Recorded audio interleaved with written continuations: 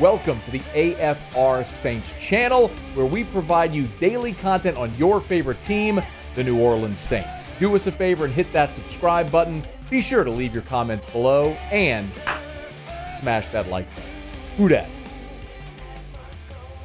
Mike Triplett, NewOrleans.football on Twitter at Mike Triplett. Good enough to join us every week here on Thursday's AFR. Mike, we appreciate the time. Hope you had a very Merry Christmas and are enjoying a happy holiday season. How are you? I did. And to you, thank you. Thank you, sir. All right, Mike, so weird week kind of with the Saints and their practice schedule. I know Darren Rizzi said today that they're kind of treating it like they're preparing for a Thursday night football game. So estimated injury report on Wednesday, official injury report here on Thursday. Not much change there. Let's start with the key guys missing on offense, and let's start with Derek Carr. Spencer Rattler taking first-team reps today. Will start if Carr can't. What's the absolute latest on Carr's status? Well, I mean, I think not seeing him out there at practice today makes me a little skeptical. I feel like it's kind of as we've reported it all along. It normally would keep him out for the rest of the season, but he was going to try to beat that timetable and play, and so they put him at day-to-day, week-to-week. They said when they think he can function. He keeps getting a little better each week, but, does he come back this week, practice one day, and he's good to go? Or I'm a little more doubtful not seeing him out there on the practice field than I was before, but obviously not ruled out yet. Mike, why even risk it? I mean, and this goes with a lot of them. This goes with Carr. This goes with Kamara. This can even go with Olave. This team's eliminated from playoff contention. I mean, there isn't anything from a tangible goal from a season standpoint they're playing for. Why even entertain the notion of bringing these guys back for one or two games? Yeah, I mean, I think it's about the players. Alvin wants to come back. He really wants to come back. He wants those 50 yards. He wants to get to the 1,000. They're all competitors, just like Cam Jordan and Demario Davis want to play, even though there's nothing to play for. Derek Carr wants to play. Chris Olave's situation is a little different. I'm not 100% sure he will play. I'm not 100% sure he definitely wants to play, but I know he wants to be back on the practice field and feeling as good as possible heading into next offseason. But, Carr prides himself on being a guy who comes back from injuries and plays. He probably wants to put one more good game as evidence because there's going to be a new coaching staff probably making a decision about him and his future, along with the front office. It's just these are competitive guys. I mean, the only alternative is the Saints saying, no, you're not allowed to come back. Yeah. We're trying to lose, and we know they're not openly doing it. No, that's not really their MO here as of late. A couple more on the injury front, Mike. You brought up Chris Olave, and I did want to touch on that because, I mean, first of all, it's just awesome to see him back out there in full practice, even if he does not play again. I mean, there was speculation on the entirety of his future, so to see him back out there as a full participant is a win for Chris Olave. How has he looked to y'all? Because he was back out there limited a week ago, now in the full, in the open portions. How much have you gotten to see of Olave, and how does he look? Yeah, I mean, we mostly just see walkthroughs and individual position drills when we are out there. And last week he did even a little more than I expected. He was in there with the other receivers doing their drills. Today, though, I mean, this is the only day of practice we've seen, and it was very walkthrough today. There was not a lot of activity during the portion we were there for anybody before they started walking through all their plays. They don't let us get to see the actual plays they're installing for games, so that's why it's more limited than usual. And so, I mean, he looks good enough to be out there participating, and I see him in the locker room every day. He's not talking to the media right now while he's on IR, but chatting and saying hello and how was your Christmas and all that. So, I mean, all of that looks great. He seems to be in good spirits, but, to say, does he look like he's up to football speed, that we're not privy to that kind of stuff. And then last injury one for you. Lucas Patrick and Eric McCoy out. I mean, Shane Lemieux obviously slides in there. How big of an impact is that for the Saints in this game against the Raiders, being without two starting O-linemen? Huge. I mean, Eric McCoy has meant more to this team than I ever could have imagined. I mean, we see it night and day. We see it. We saw it in the first two games when he was healthy, and we saw it in every game after he got hurt in the first series in week 3.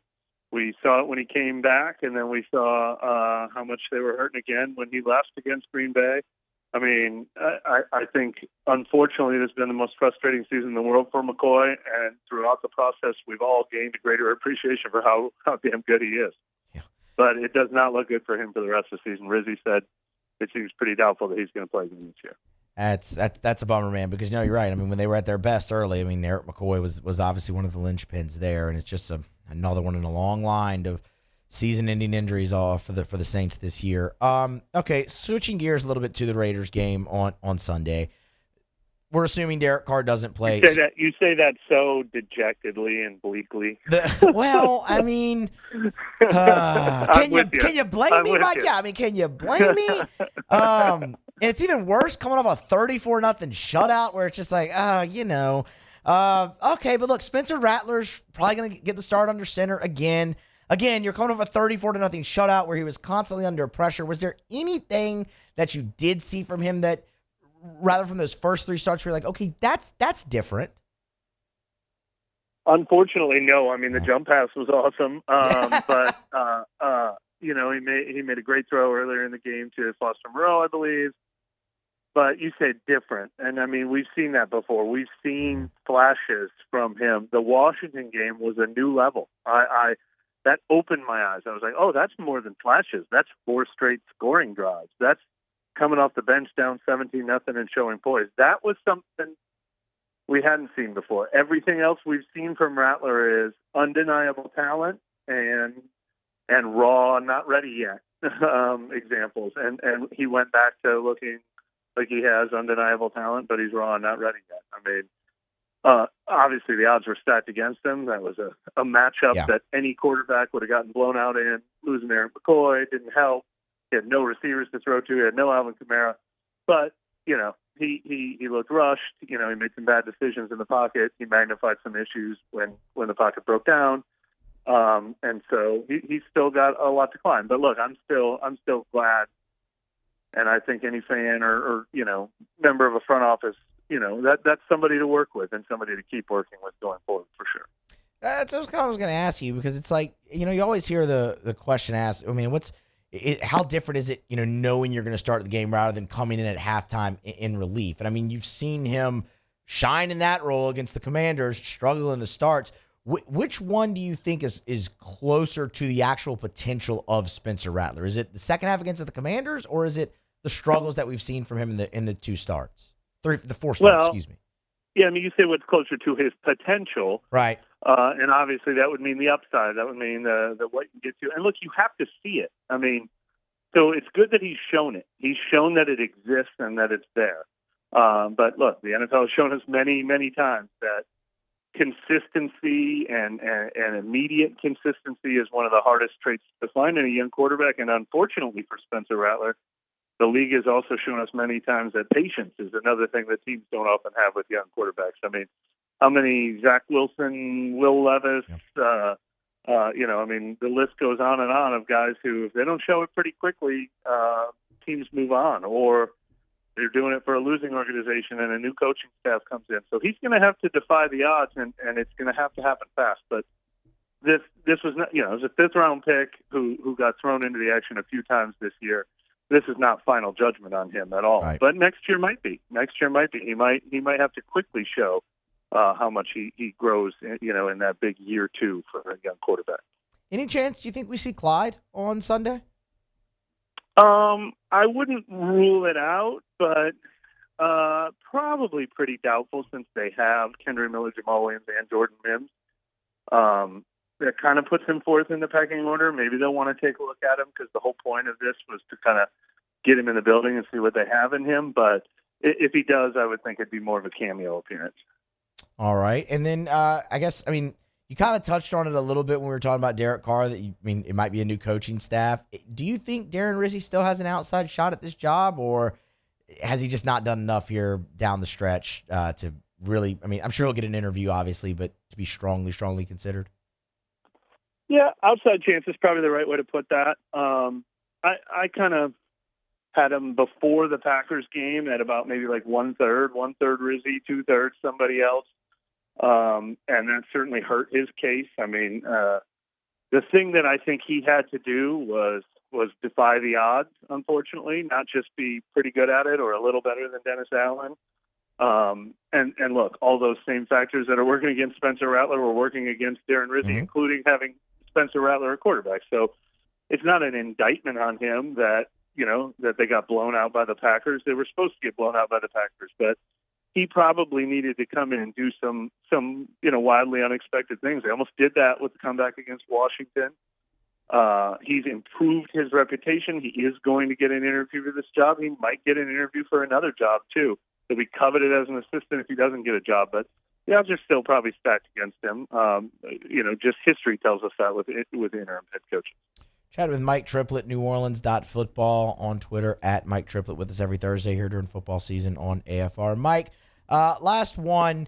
If the Saints are to get the win on Sunday against a Raiders team that is not very good, how does it look, and what's your one big key that they have to do in order to get the W to close out the home season at the Dome?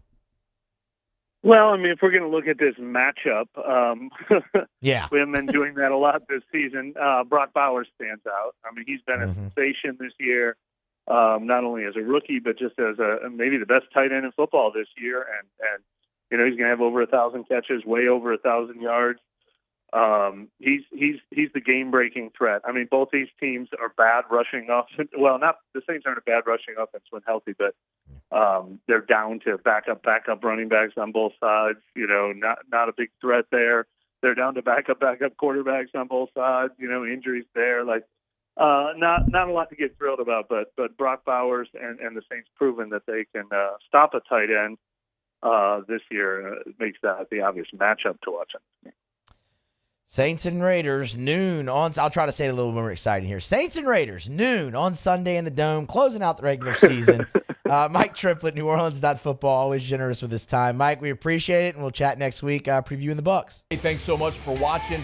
Please leave your comments. I love to interact, and be sure to hit the red subscribe button below.